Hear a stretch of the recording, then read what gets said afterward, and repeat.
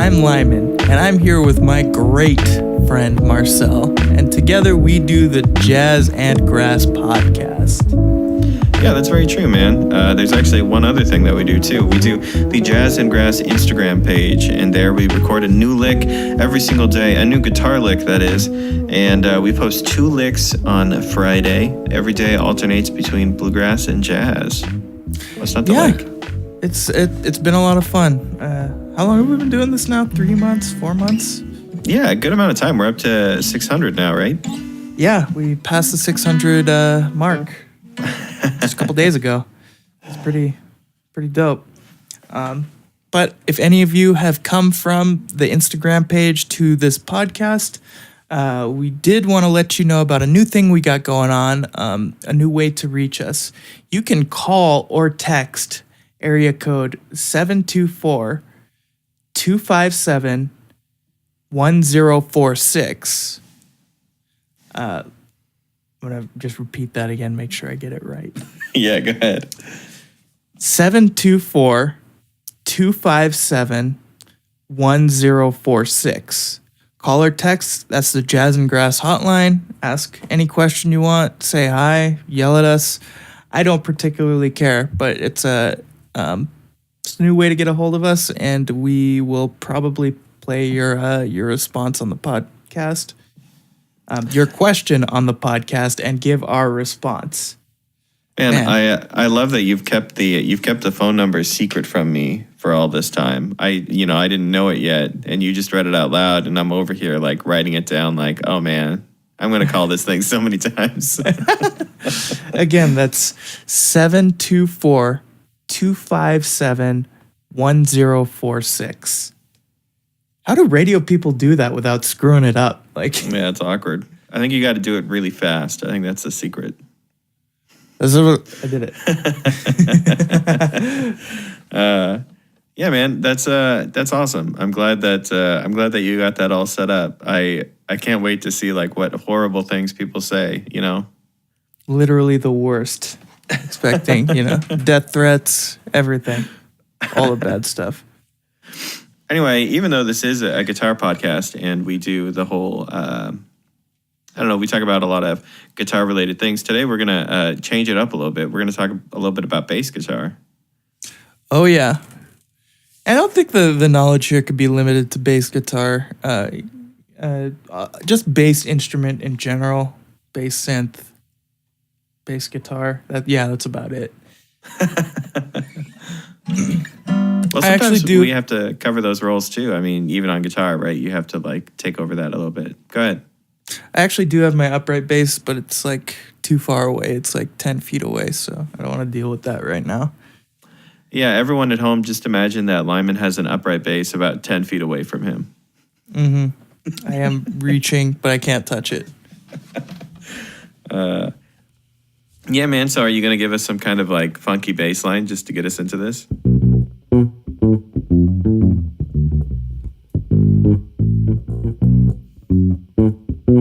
This is great. This is like the best technical difficulty I've ever seen. I can't hear your bass. I can only see your bass face. Oh no.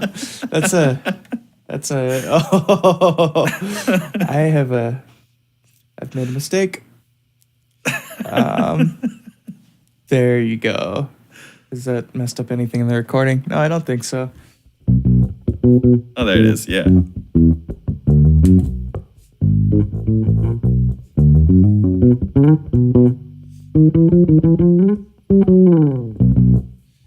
Yeah, before we started recording, I was just sitting here like just jamming out on the bass, and I had no idea he wasn't able to hear it. Just sitting here in silence, like an. Yeah, well, you don't move a lot, so I just thought you were really feeling whatever you were doing. Yeah, I think it's important to say that Lyman isn't just some guitar player that's holding a bass right now. You actually, primarily are a bass player. Well, I mean, at least for all this time until we started doing Jazz and Grass more frequently, right? Yeah, that's where I did the majority of my work, playing upright and electric bass in all sorts of different bands. the first band that I played in with Marcel, I played upright bass. And it wasn't until I moved to Arizona that I started actually telling people I was a guitar player, because I got, the opportunity to sort of rebrand myself a little bit. I wasn't, sort of pigeonholed as just a bass player. Not that that's a bad thing, but yeah, I've put a lot of time into what it means to be a bass player and not just a guitar player holding a bass. So what can you say, just from a bass player's perspective? What do you think like the role of the bass is, and what would you tell to bass players before we even talk about guitar players? Like, what is your job? I feel like the job of the bass is to bridge the foundation of the harmony with the rhythm that's going on. So kind of a bridge between the drummer and the guitar player in most bands. That's what I would say. Yeah, it's like double foundationally, because you're like, rhythmically it tends to be, a little bit simpler than what the drummer's doing. So you're like foundational part of the rhythm, and, your harmony tends to be simpler too. You're like, it's like a big old like war drum or something.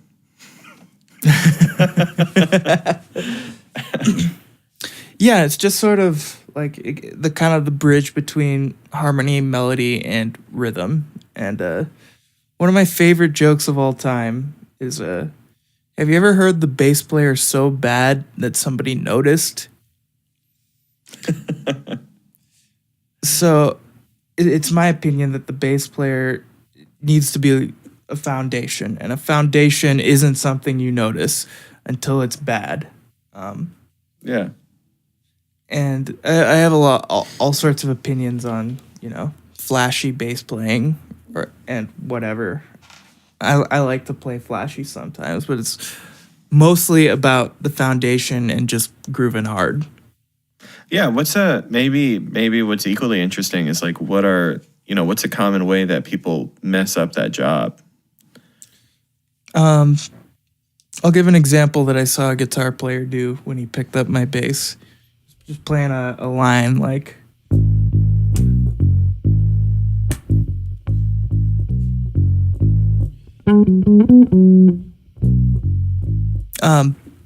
kind of like, you're down here, you're playing your groove, and then you get the opportunity for a fill, and you just go way up here and lose it for a second. And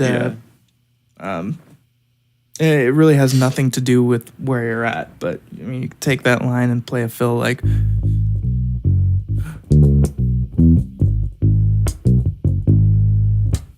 there's all sorts of stuff you can grab with where you're at. You don't have to play lead guitar lines on the bass. It's all about finding the first position of the pentatonic scale above the 12th fret. Yep. If you know that, then boom, you can play lead bass. There's like 2 lead bass jobs in the world, and Victor Wooten has one of them. So good luck. Yeah. I like how, it's funny that you kind of pointed out that they have 2 jobs, when in reality, a bass player that does a good job of covering one of those things actually does quite a bit as a bass player. Like, is, above the 50% of bass players. I would love to have a bass player that just played in time, and, if they messed up their parts, that would be just the fact that they were playing in time would make me feel pretty good. In fact, I've played with bass players like that before. At least you're consistent. All right, cool. So that's kind of, as you described it, your role of the bass and your opinions about that. What about maybe like the role of the guitar player when working with a bass player? I actually feel like, before you go, I want you to answer and everything, but I feel like this is a real moment of like failure on. I feel like the majority of the time it's a failure on the guitarist side, especially when it relates to time and rhythm. That a lot of times when guitarists go to play, they have this opinion about how they sit on top of the mix and they exist in this upper area. And for some reason, they feel like they get to play with time in just this grandiose kind of way. And you really don't. I mean, things are, unless it's like a very specific circumstance and you're very specifically playing sloppy for a reason, things are going to feel better when they're in some kind of groove. They don't have to be time aligned. I'm not talking about a grid or anything, but like things should feel kind of locked in. And I feel like when guitar players and bass players aren't working well together, that's like 90% of the time what's happening. Like if you have some groovy bass player, I'm thinking of like a funk line where you have like, you know, super groovy, like syncopated bass line. And then you got like those little like poppy, like higher up on the strings, you know, these little like, you know, little pops like coming in. Yeah. That's actually pretty hard to do on guitar. Not because it's hard to play or anything, but just because the majority of what you're playing is a rest and you have to pop in and like nail it in time. And it has to be like meaningful and good. And people ruin that kind of playing all the time. Like if you hear a live band that isn't a funk band try to like pull off that kind of rhythm and the bass player and the guitar player have to interact in this way, most of the time it feels like the guitar player just like busts into a crowded bar room and it's just like, hey everyone, you know, that's what their part sounds like when it comes in. It just like comes in kind of awkwardly, like a little bit out of time, and then it just like disappears somewhere in the corner when it falls asleep. Kind of like the Kool-Aid Man. Kind of like the Kool-Aid Man, yeah. Yeah, like I've been extremely fortunate to play with guitar players with great time. That's usually the thing I'm looking for, like most when I'm choosing musicians to play with is great time. But if a guitar player's playing, you know, sloppy, playing with the time, like unintentionally, that's one of those things I just gotta tune out, find somebody else to lock in with, whether it be, you know, a melody instrument, the drummer, keyboard player, whatever. I try to find whose time like I'm feeling best around, and just really play with that person. That's how I do the thing. Yeah, completely. I mean, I do that. I do that with bluegrass when high tempos are going on. Normally, the person you can trust the most is the bass player, and not because, you know, bluegrass bass players are amazing or anything. I think a lot of times they're kind of, well, in a lot of genres, bass players are like the friend and they join the band and it's like, hey man, you can play bass, just learn how to do it. But yeah, bluegrass bass players, since they just have to play quarter notes, well, you're playing 8th notes in your strums and then 16th notes in your breaks. They're the most stable people to listen to. So a lot of times if I'm taking a break and, you know, we're approaching like 150 or 160 and I'm playing 16th notes, yeah, I would rather look at the bass player's hands and just like it's like a visual metronome. It's like watching the light flash, you know, and I just really clearly see where every downbeat is. And I'm like, cool, I'm not going to get out of time. And if anyone else gets out, that's their bad because I'm right here. I got a funny story about, you know, the light on the metronome. I was at a jam session once, just 3 people, and we were playing together, and we had the metronome. We were playing something ridiculously slow, like 60 beats per minute. And the drummer set the metronome to hit on every downbeat, so once every 4 counts. But he didn't account for the light. And being the little jerkwad I am, I cheated and was looking at the light, and he was feeling it until he saw my eyes and then got upset and like put a piece of paper in front of it so I couldn't see it anymore. You're ruining the spirit of the exercise. Yeah, it's funny how you can like perceive a groove just from a light. You can there are all sorts of things, like you don't have to just use your ears as like your information gatherers, or there's information coming from everywhere, visually, auditorily, and like probably get like a little bit of tactile information, like especially if you're playing real loud, you can sort of feel that deep bass or sometimes a kick drum, and that actual physical feeling is more information that you can use to help achieve your goal. Yeah, it's very true. Totally unrelated, but a cool metronome you can do, or a cool exercise you can do with a metronome is to set it super low, like you're saying, and have it only click or light up or whatever on beat 1. So you're only getting these really long intervals before you get another flash. And see how well you can subdivide that using all different things. Like, can you count quarter notes to that? Can you count 16th notes to that? Could you count 8th notes to that? And then triplets as well, right? And when you switch back and forth in between, it's cool. It's like a little bit of a auditory illusion when you get used to feeling some kind of like duple meter versus some kind of like triple meter. I encourage everyone to do that if you want to get better at subdividing in your mind. Mm-hmm. That's one of those skills too, where I'm not sure I've met like a talented musician who didn't have an easy time with that, like who couldn't do that pretty casually. I think everyone I've met that's ever struggled with that a little bit, it was a pretty good indicator of like just general knowledge. Well, I struggle with that still to this day. No, you don't. I refuse to believe that. I do like to do things like dotted 8s and like 5s and 7s. Oh yeah. So hard mode. Hard mode, yes. I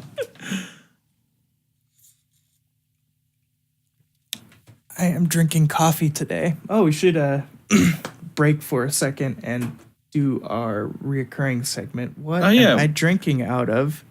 Oh, no. Oh, I'm not going to say that, man. Lyman's drinking out of a trashy mug. Let's just leave it to their imagination. It's a university mug, and the university is the name of a planet. Yeah. It's nice, though. No water, coffee. I had a late night last night. Do you remember that Stein that I had that said Pirate Grog? And it had like a skull on it, and then on the backside it had the recipe for Pirate Grog? I used to drink out of it all the time. I used to pour whatever I was drinking in there, non-alcoholic or not. I used to drink out of this cup because I thought it was funny. It was dumb. Grog, is that related to Glog? Oh, you remember Glog? I do remember Glog. How could I forget? Yeah, if you ever want to make Glog at home, which is not a real drink, people will tell you that it's a real drink, but it's a made-up drink. People will tell you it's a real drink, being me. I will tell you that. It's like sangria, a bunch of fruits, and then like some hard alcohol, some like whiskey and stuff. You just pour it all in a big old pot and you boil it for a while. And you take it off and you drink it. It doesn't have to make a lot of sense. You don't have to put a lot of rules on it. It's a very caveman experience to make it. It's different every time. Mm-hmm. I remember one time we made it, and I pulled up like a recipe for like actual punch, like five, like there's a ratio like 5, 4, 3, 2, 1. And I was thinking, let's put some champagne in here, but we don't have any champagne. How about the champagne of beers? Yeah, nice. Oh man, I haven't had some of that stuff in a long time. Glog or the champagne of beers? The champagne of beers. Although that's a cheap beer. That's not what you want to drink. Yeah, I'm pretty sure it's not actually the champagne of beers. Maybe it says that on the can. So it says it on the can, so it has to be true. It's the sparkling white wine of beers, is what it is. It's not from that region in France. Wow, we are going off the rails so today. Far off topic. Oh, man. So, yeah, let me tie this back together. Lyman used to play a lot of bass. Lyman used to drink. And that's how we're rolling back into talking about the bass guitar. Look at that. Mm-hmm. Well done. Just tying up all those loose threads. Tying or burning them with a lighter. Anyway, yeah. So I don't know. I think a cool way to push this would just be to talk about some more interaction kind of elements, whether that be like melodic or rhythmic. Yeah. I'll just play some funk stuff, and because that's what I did for a long time. I was a funk bass player, and I'll play a little line and like kind of break down what's going on rhythmically and harmonically.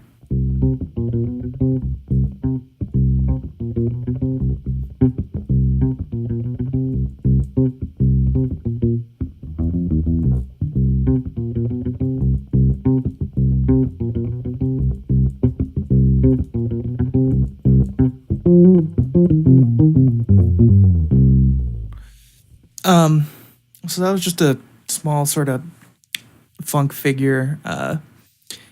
It's got lots of syncopation in it. So like you got that bop bop. So it's like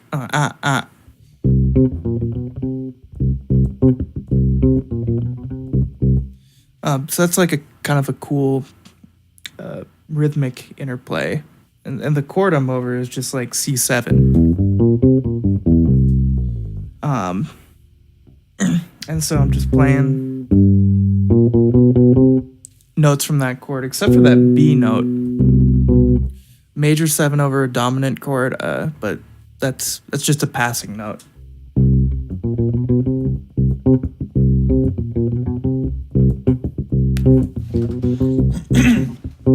So a lot of times these lines, it seems like they're avoiding downbeats until they like return to a downbeat. Or, like you continuously get this like really strong feel of like where one is, especially if you listen to like James Brown's rhythm section. Like all of their grooves work like that. You like really clearly get like a 1, and then they delay it for like a measure or 2 measures, and then you really strong you get that return again. Yeah, like Bootsy said, it's all the 1, baby. Get that 1, and then do some other stuff, and then 1. Like, is that how you count like funk music? 1. Yeah. Yeah.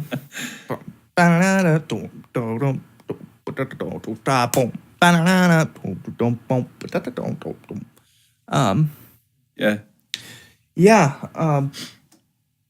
And the one thing I try to do when I'm thinking about bass lines is being super, super consistent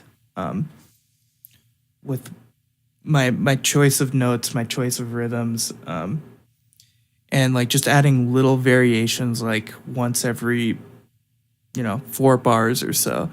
I've seen a lot of bass players like start off with that sort of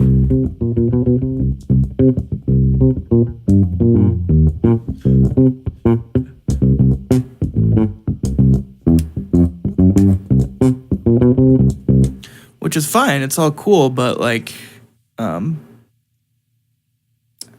like that real consistent thing. Like to me, that's just being a strong foundation. That's like what a drummer has to do. You have to play the same thing over and over again, and it's thankless for like that 1 measure where you get to like show off.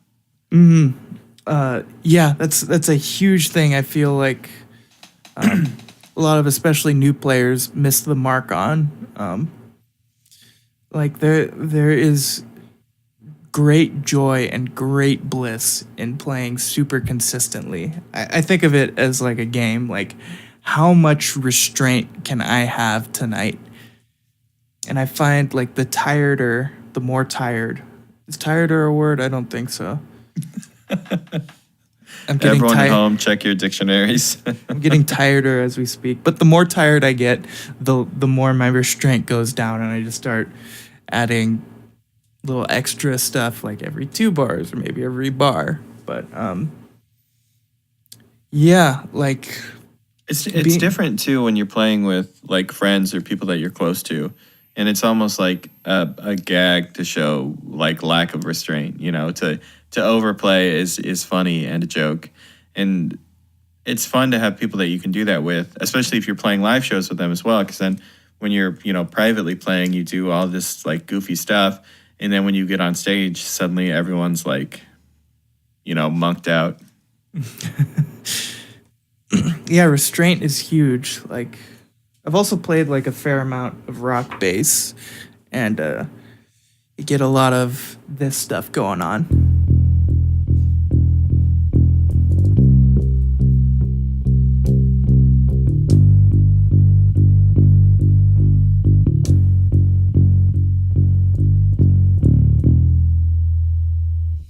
And that might sound simple, but there's a lot of stuff going on there, and maybe I'll break that down a little bit.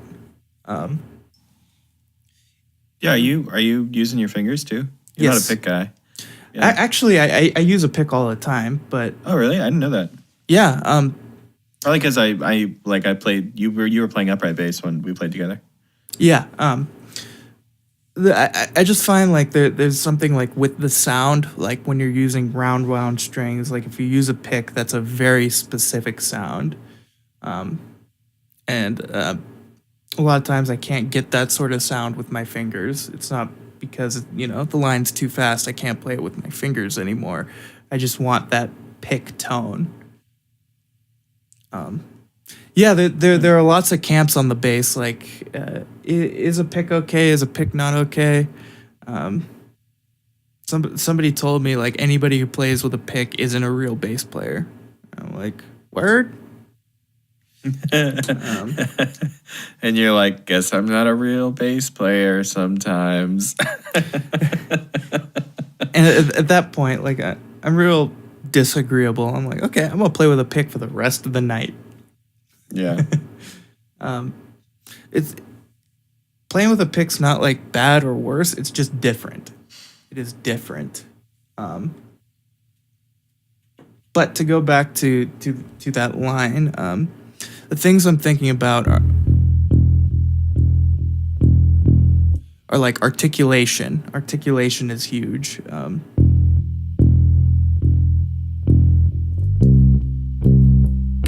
Kind of doing the bado, bado, bado, bado thing. And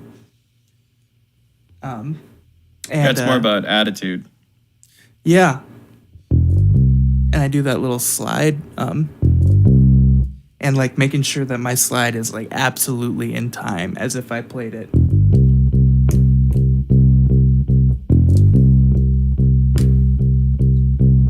That slide is huge. Did a hammer on there.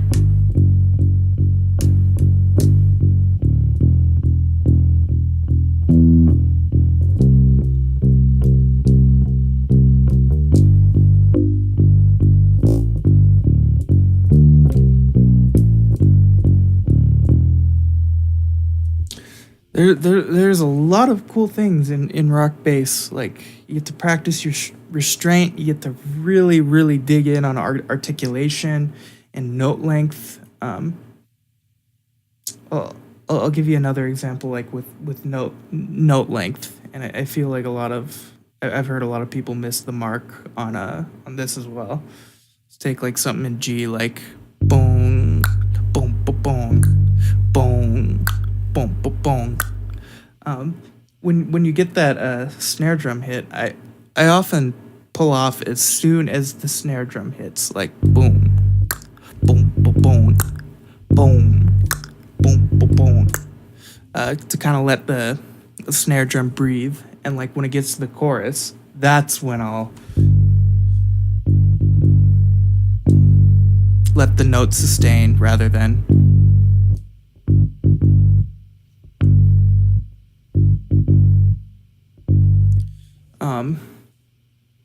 Yeah, note length, that interplay with a drummer, like letting the snare drum breathe a little bit.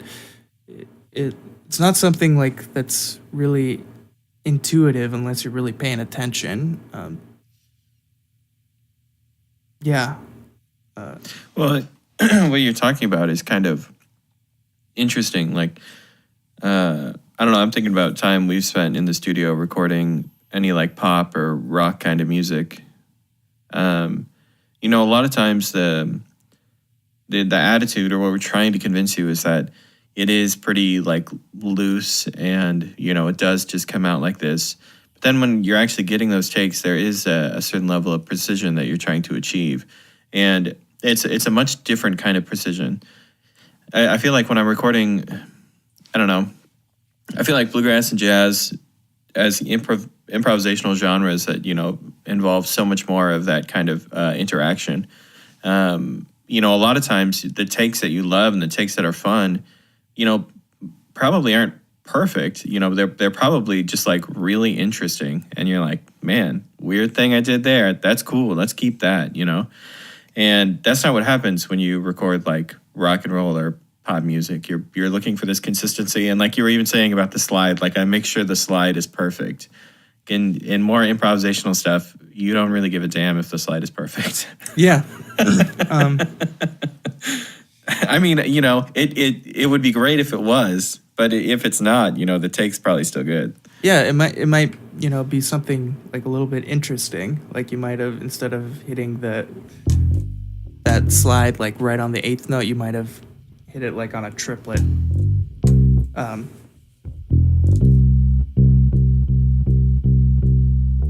Or I don't know. Yeah, but those kind of discrepancies in like a rock recording, they suck. They seem amateur-y sometimes. Yeah, they're really distracting to me, and I think that's a big part about playing bass. Don't be distracting. You're playing a song and you want to bring the song to life. You want to play the spirit of the song. You want to serve the song. And if you're distracting from that, as a bass player, you aren't, in my opinion, doing your job incorrectly. Don't at me. Would you consider like taking your shirt off or like almost losing your pants being distracting?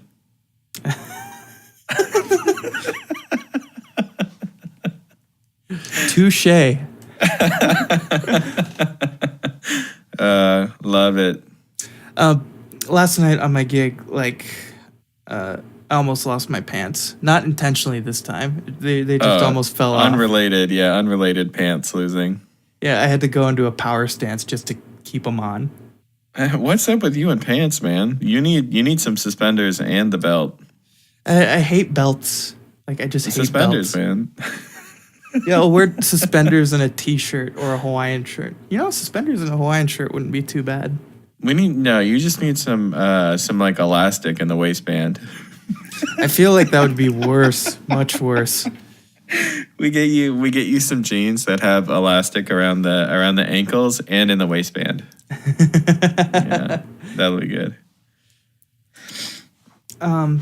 Yeah. By the way, just for the record, I have a pair of jeans with elastic on the ankles and the waistband, and they're acid wash.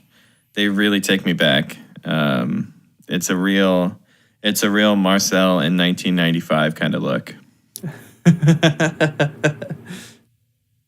Back when we were, skinny. Skinny. Yeah, man, I was so fit when I was a baby. Like, you wouldn't even recognize me. I was always a chubby kid. That's not my joke. Yeah, we were looking at old video of us like a week ago, and we weren't thinking of. Well, of course we were thinking about the music, but the thing that got me was how skinny we both were, like comparatively. Yeah. Things happen crazy, when you get married. Life just goes right into the toilet. And you're like, man, I was all skinny and hot.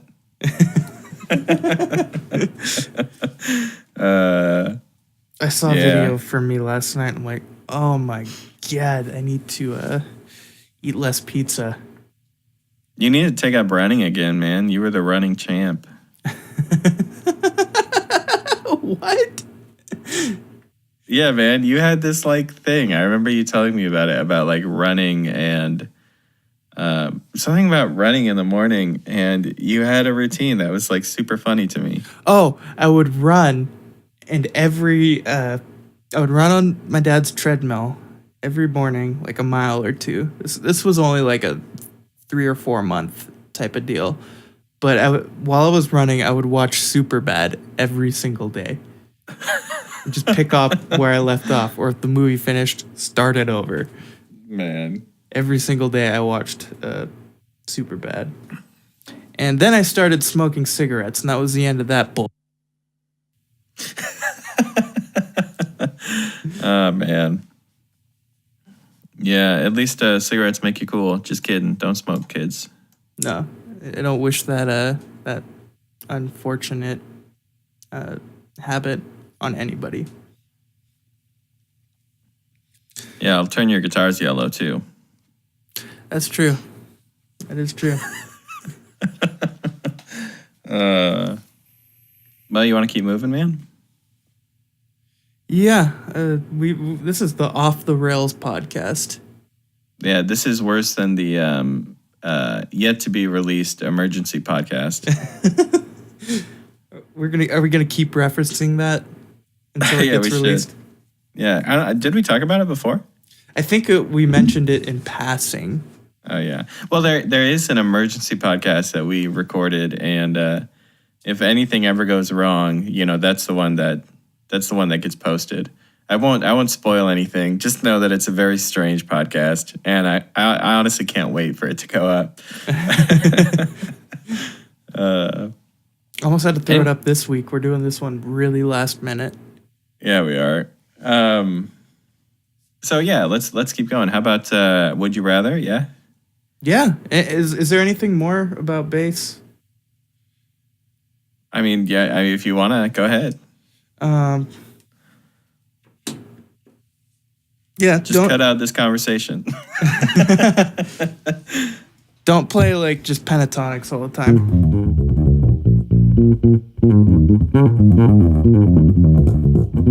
That's not a bass line. Wait, play something faster than that.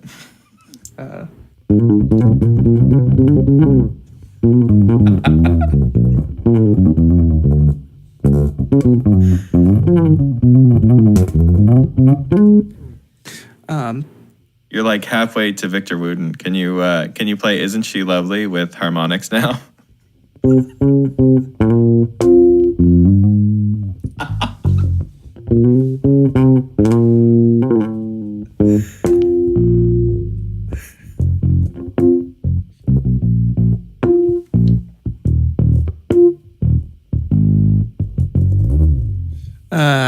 I'm surprised we got that far. Yeah, just when in doubt as a bass player, like if you're thinking, should I play that extra thing?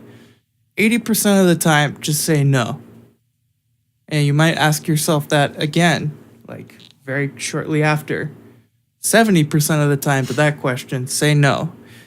If it happens a third time, then like you might actually be on to something. Like your first impulse is likely bad. Your first impulse is likely bad, but once you like break through, like maybe you'll have something interesting and meaningful to say that won't be distracting on like your third or fourth impulse. I don't know, man.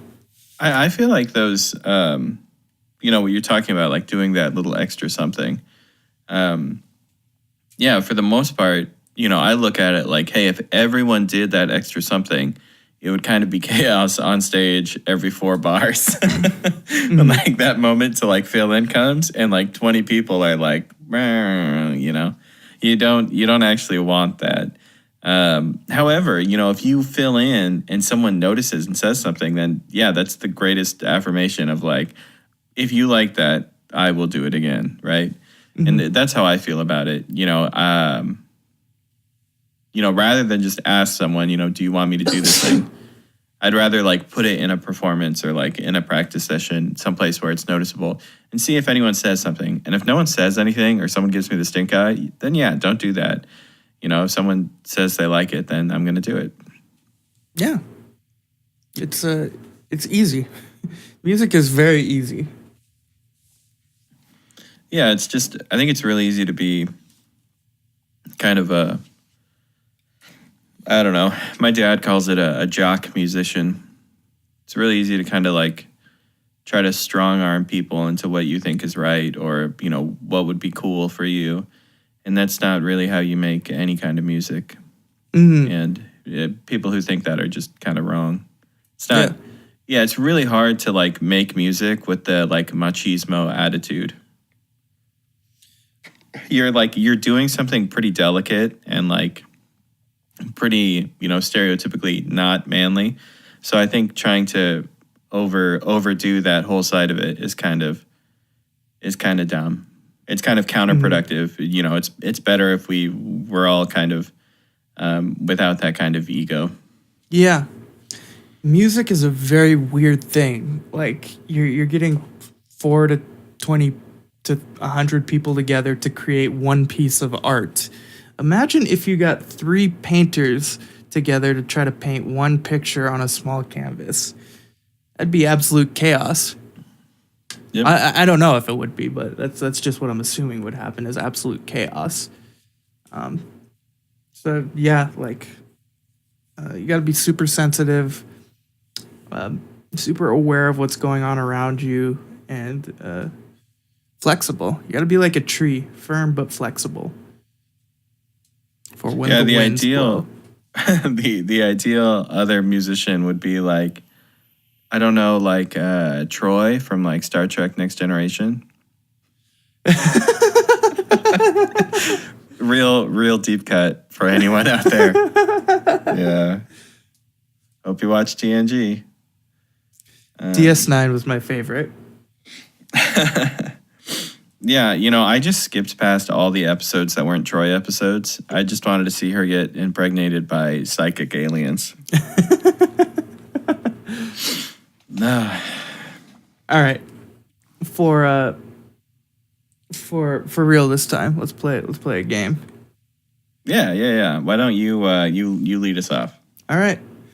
This is Would You Rather.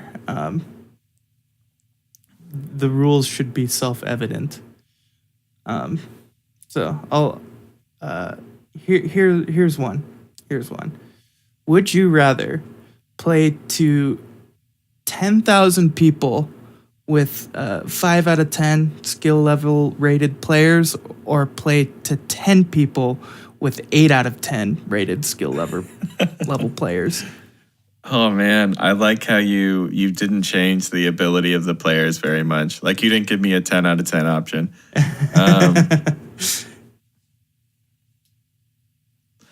Yeah, that's a tough question. I feel like the real like musician thing I'm supposed to say is that I'd rather play with the better players, and that would probably be like socially more fun. But like business wise, yeah, why would you turn down a situation to play with to play in front of more people? I think that's what I would say, honestly. I think I'd rather play in front of more people from the business side of things. I had a friend who, I'm not going to name names or name band names, but yeah, I'm just, in my mind, I'm trying to think how I can tell this story without saying names. We're like the Bill Burr podcast. We don't name names. So yeah, the point is, I have this friend who did a lot of work on my guitars in the past, and he refretted my main Martin and did a bunch of stuff that I wouldn't trust other people to do. When you refret a guitar, it's pretty scary to watch. So that was fun. But he plays excellent guitar, and he played with a lot of bands that went on big tours in town where me and Lyman used to live. And he got a call one day from a manager of a bigger kind of modern folk band. Think like Mumford & Sons, but I will tell you that it wasn't Mumford & Sons. And they were playing to, a sold out, big old concert hall kind of show somewhere in like Chicago or something. And they were like, hey, our lead guitar player is in Africa doing some kind of benefit thing. I don't know. And, we'll fly you out. Will you play like 3 dates with us? And then we'll fly you back. And, you'll get, what would have been his pay. You'll be compensated generously, blah, blah, blah. And you have to come out and learn our set really quick. And he said yes, and he went out and did it. And he told me kind of casually that he wasn't super impressed with their musicianship or anything, but, he wouldn't have in any way have said no to the opportunity. It wasn't, he probably would have had a better musical time, like hanging back home and playing with his buddies, but just saying yes to that kind of thing is just something you say yes to, I would play to 10 people with 8 out of 10 rated players because I don't care about much. You're that person, man. That's why we do this together. You got one for me? Yeah, man. I don't know.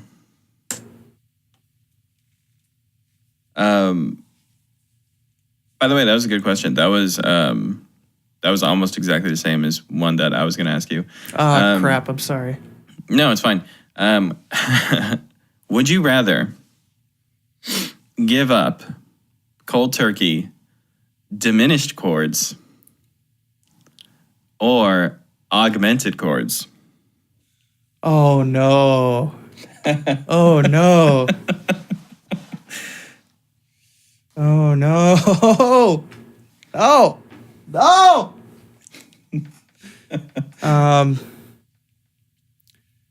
I think I have to go with augmented. Yeah, I thought you would say that. Yeah. I do love whole tone. But diminished is just so versatile. There are so over many like great dominant chords and like 2-5-1s, minor 2-5-1s. Even major 2-5-1s. Yeah. Passing chords. I'd be really sad about it and kicking and screaming, but I have to go diminished over augmented 9 times out of 10. You won't get any of those real spooky chords anymore, though, man. Those augmented chords. What does a major 7 sharp 5 fall under augmented? I think it does. It's got a sharp 5. But does a minor major 7 fall under augmented? That's an interesting question. I have no idea. Because I'd be like, I don't think it does, because you're kind of approaching it from a different direction, right? Like, it has to do with intent a little bit. It's got an augmented triad in it. It has an augmented triad in it. Oh man. It really depends. My answer changes. If I can't use minor major 7 chords anymore, then I might have to go diminished. I might have to get rid of diminished. But if the minor major 7 is okay, then augmented can take a back seat. Oh man. Yeah, minor major 7 chords. Those are those real spooky chords. Yeah. Also known as like the spy chord. Yeah, very much so. Have you ever done, me and Nakos had this conversation one time where we just tried to find all the different like good examples we could of James Bond chords. And of course everyone knows that that's like one that comes up a lot. But then there's other kind of attitudes to it depending on what notes you add, like Beach Bond or whatever. And I think the favorite one I found was this one. That's so Bond. What voicing is that? Can you break that down for me? I have no idea what it is. Honestly, I really don't. Just note names. It is an augmented chord. With that on top. But I think more than anything, it's about the, with the actual fifth from that note. I think it's about the, just about how the notes are arranged that makes it seem, it's about the inversion that makes it seem like most James Bondy. Mm-hmm. Trying all these different ones and like trying to find what's the spookiest. I'm trying to remember the one that Nakos liked, but I don't remember what it is at all. I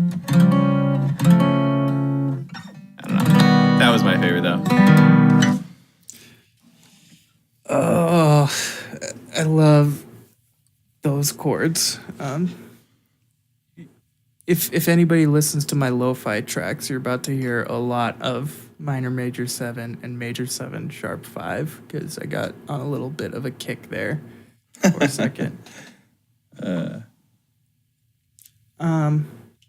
I'll go again. Yeah, hit me. Actually, no. What was your answer? What would you get rid of, diminished or augmented? Oh, I think I would get rid of augmented chords. I mean, for the same reason as you. Diminished chords are just more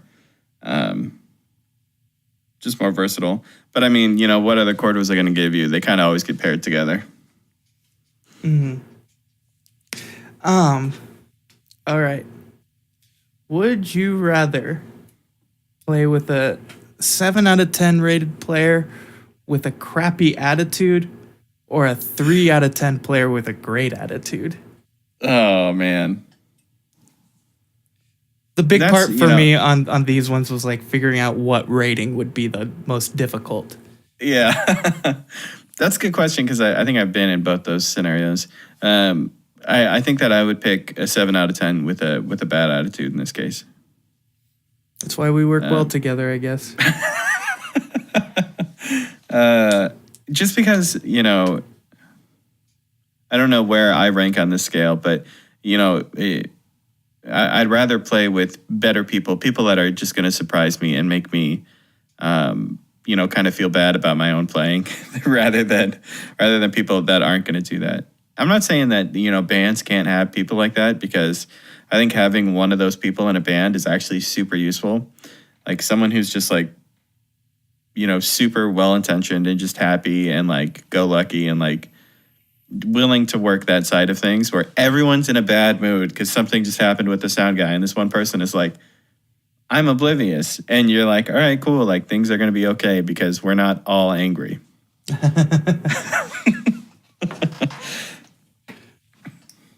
What about you? I'd choose the 3 out of 10 player, surprisingly. Oh, really? Yeah. Bad attitudes just kill everything for me. Because if somebody's not having a good time and takes it out on me, I'm going to make sure everybody's not having a good time. Because I'm probably that player, but I'm trying really hard not to be. So, like, I'm just trying to surround myself with people with good attitudes. Because I spent a lot of time being that guy with the really crappy attitude. Yeah, right. Totally. I'll take good attitudes. 10 out of 10. Don't at me. I love the idea of you like, you know, you're like the co-pilot of an airplane or something. And the pilot's like, man, I hate this stupid job. And you're like, you hate this job? Just, and just take that thing into the ground. Well, you're not wrong. All right. I got one of those kind of like you got to get high to get with me on this question. So I'm going to say the question, then I'm going to pass you the bong, and you take a hit. Okay. Okay. Would you rather give up?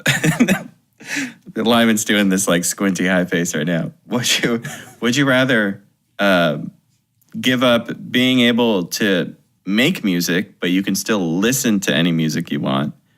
Or would you rather give up listening to music, but still be able to like play and hear your own music that you make? That's an easy question because I already do one of those things. No, my high question. No, I would pick being able to create music and listen to it, but I would be going down like a little bit kicking and screaming because then I wouldn't have anything to reference. But my big thing is like I don't really want to be a performer. I just want to help create music. Like that's what I want to do. I like the creative process of making music. Yeah. So sorry, like if you were expecting this to be like a really hard answer for me. No, it's super easy. I was expecting us to like pass that thing around at least like 2 more times.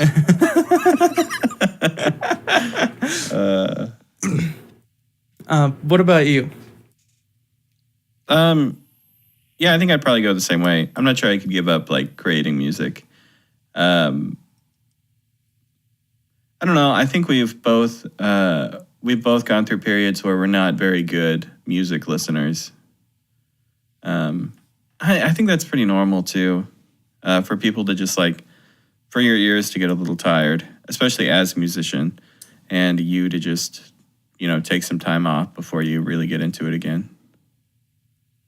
Yeah, it's pretty easy to get kind of just turned off of the scene based on like repetition and other stuff. You don't want to hear that same thing again. Speaking of tired ears, like, do you have the thing like where if there are 4 conversations going on with you, like in a relatively close vicinity, and you're talking to somebody, you have a really hard time focusing on that one conversation? Yeah, that's tough. That's some tough stuff. It's really difficult for me because I hear 4 conversations going on at the same time, and like I'm a music listener. I try to listen to the big picture, everything at once, and that doesn't work for conversations. It just makes me look like a jerk, like I'm not paying attention. I'm just trying to pay attention to everything and failing. Yeah, I hear you. All right, hit me with one last one, and then let's move on. Yeah, can do. I've got like, this one. Play with a drummer or tempo arbiter, somebody who like his job is keeping the time, that rushes, or a tempo arbiter that drags.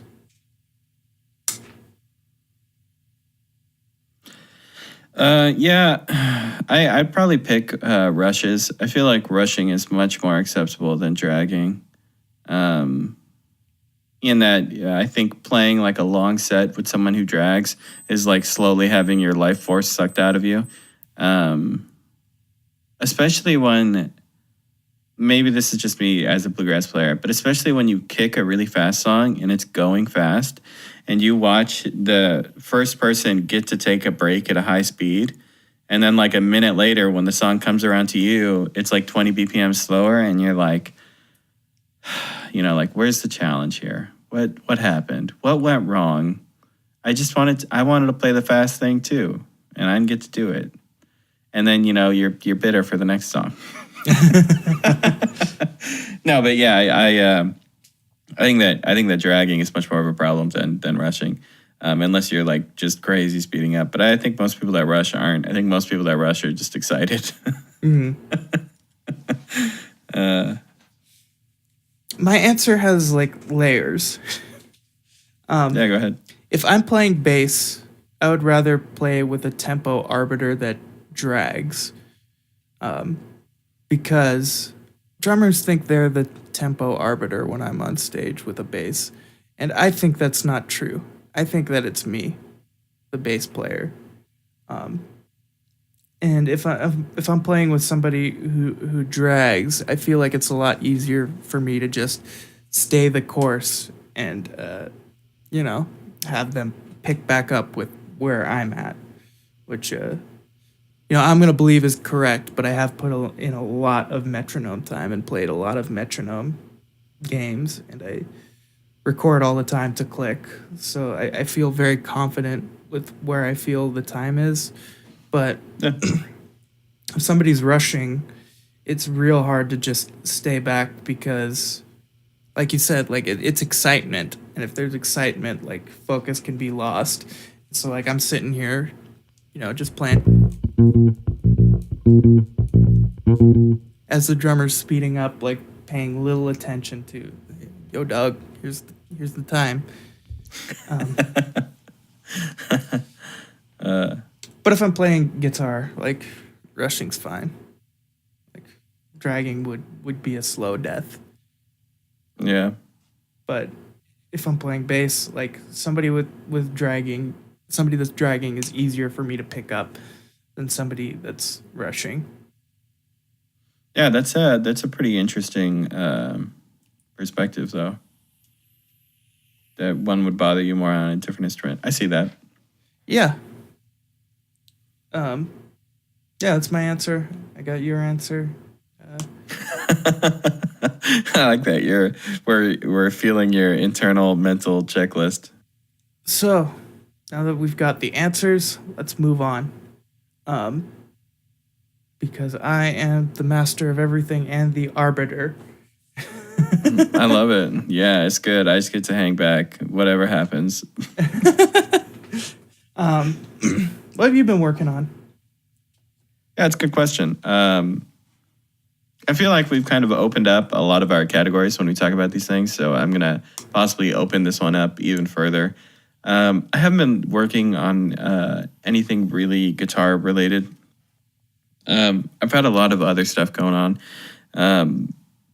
But if you don't know me personally, I do a lot of graphic design and like web design and everything else for all the projects I run. And like the Jazz and Grass stuff, for instance, I designed all of that. And my girlfriend just finished writing a novel. So she finished her first book, and I've been doing the design for her covers and now a new design for her website. And it's going to be, just design work everywhere for a while for me. But on top of that, I've been working on designing a new website for myself for a long time. And I've really been playing with the idea of doing some kind of subscription model or something different than what I do now. And I just don't really know the direction I'm going to go. But, I have a lot of ideas about how it could work and how it could be better and how people could get more out of it. But I don't know.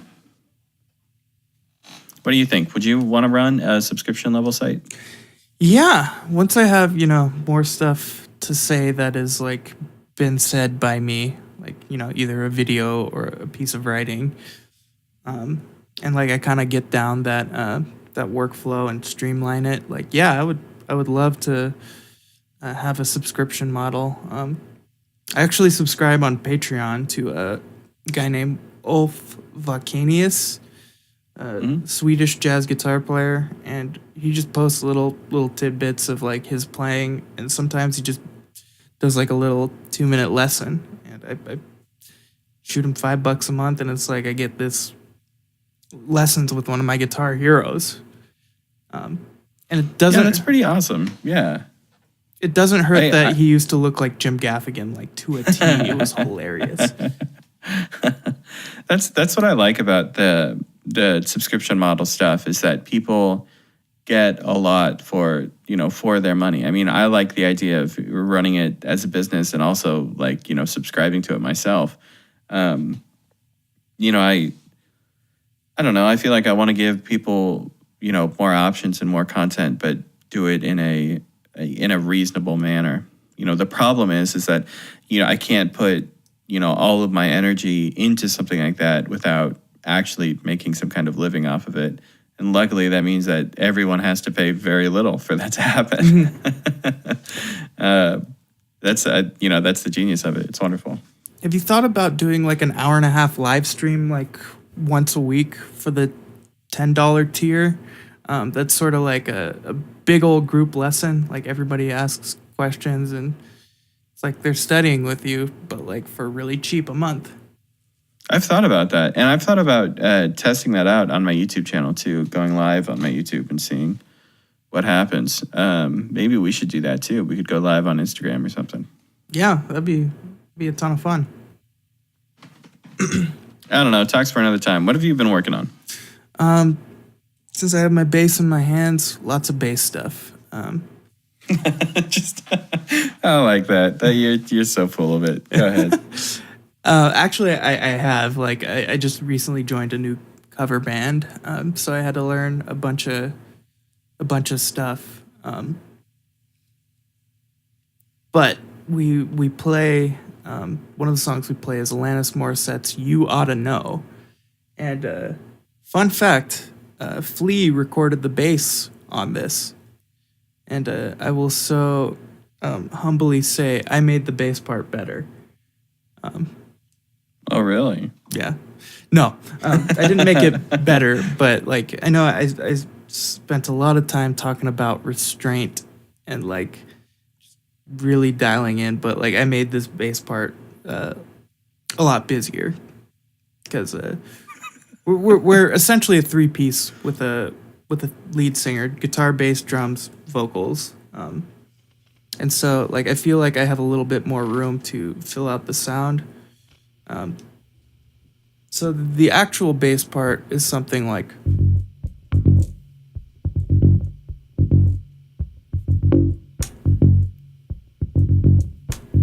And then it gets a little busier.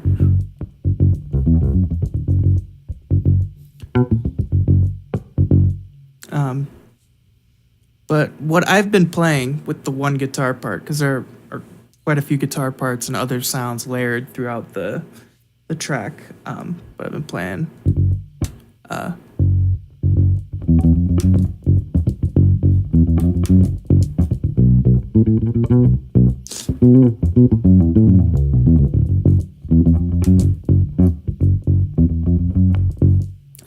you might recognize that as like sort of the example I played earlier.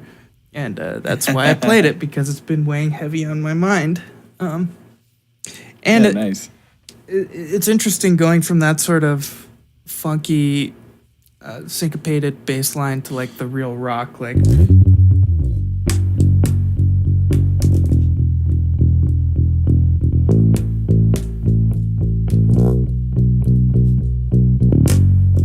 So it gives me opportunity to do different things and kind of sort of try to nail two different styles in one song. And that's nice, dude. That's super cool. That just got me back on the funk train. So trying to find interesting ways to place 16th notes on the grid after, you hit that big old one. Everything's on the one, baby.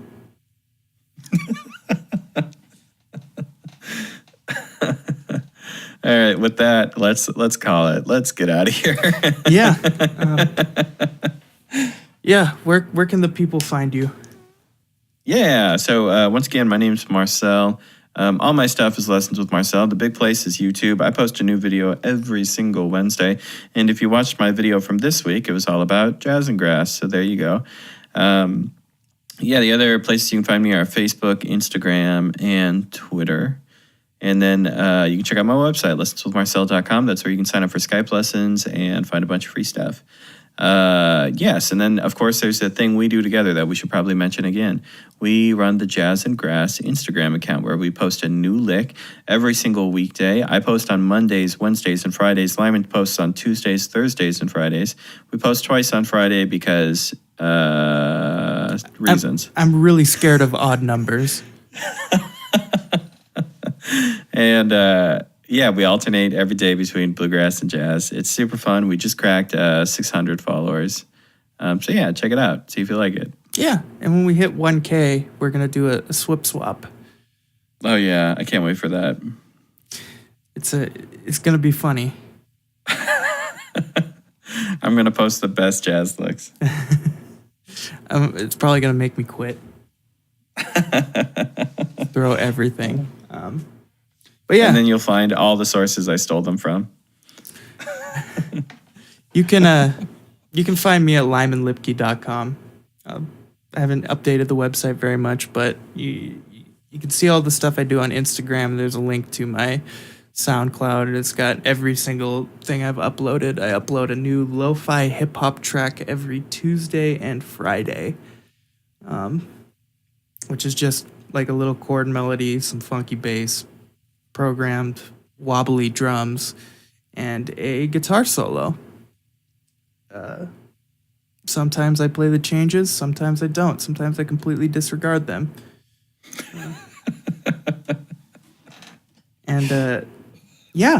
Again, we just got a phone number that you can call or text, ask questions, say hi, and we'll respond to it on the podcast, unless you tell us otherwise. But that number is 724-257-1046. Again, 724-257-1046. Is that good? Was that good? Yeah. Phone number announcement? I've never done that surprised before. you can read numbers. You blew us all away. I can barely read out loud. It's